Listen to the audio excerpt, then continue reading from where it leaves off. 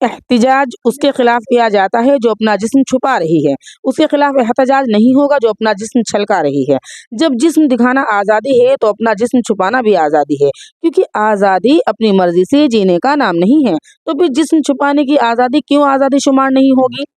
ایک خاتون ابھی مکمل طور پر بس میں داخل ہی نہیں ہوئی تھی کہ اچانک ڈرائیور نے بس کا دروازہ بند کر دیا اور اس کی چادر دروازے میں پھنس گئی۔ اسی دوران بس میں موجود ایک بے حجاب عورت بلند آواز سے کہنے لگی، اسے دیکھو، یہ بھی لباس پہننے کا کوئی طریقہ ہے؟ سچ میں بعض لوگ تو اپنے آپ کو اذیت دینا پسند کرتے ہیں۔ برقع پوش خاتون اٹھ کر اس عورت کے بغل والی سیٹ پر بیٹھ گئی اور آہستہ آواز میں کہا،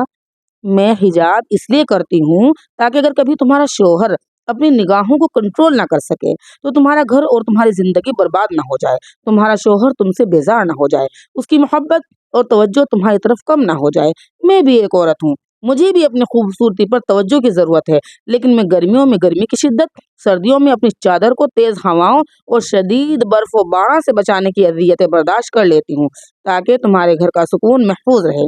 اور میں اپنی بہن کا گھر اجڑنے سے بچانا اپنی ذمہ داری سمجھتی ہوں۔ پھر کہنے لگی، میرا حق جامعہ میں یہ نہیں کہ میرے جامعہ کی خواتین اپنے کلرفل بالوں کو نکال کر رنگ برنگی بدنما لباس پہن کر میرے شوہر کی محبت اور توجہ کو اپنی طرف جذب کریں۔ اب آپ انصاف کے ساتھ فیصلہ کریں کہ مجھے آپ کے لباس پہننے کے طریقے پر اعتراض کرنا چاہیے یا آپ کو میرے لباس پر۔